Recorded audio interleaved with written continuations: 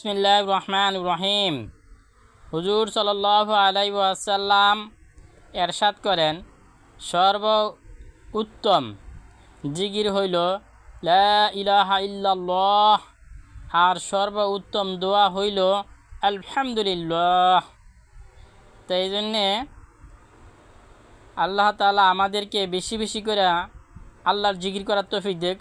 এই জন্য আমরা চলতে ফিরতে ইনশাল্লাহ আমরা বেশি বেশি করে বলবো লা ইলাহা ইল্লাল্লাহ, লা ইলাহা ইল্লাল্লাহ। সব কিছুর মালিক এক আল্লাহ, সমস্ত ক্ষমতা পরিবর্তন করার মালিক এক আল্লাহ। এই জন্য আমরা করবো আর আলহামদুলিল্লাহ বললে আমরা দোয়া শুরু করব, কারণ আলহামদুলিল্লাহ হচ্ছে আল্লাহ তাআলার প্রশংসা। এই জন্য আল্লাহ তাআলা আমাদেরকে বেশি বেশি করে সূরা ফাতিহা, অনেক রোগের শেফা।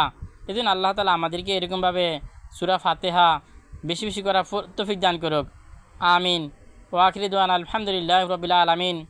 এই কথাগুলো ইনশাআল্লাহ অবশ্যই অপর কাছে ইনশাআল্লাহ আমরা পৌঁছায় দিব সওয়াবের নিয়তে। আল্লাহ তাআলা আমাদেরকে তৌফিক দান করুক, আমিন। ও আখিরি দোয়ান আলহামদুলিল্লাহ রাব্বিল আলামিন।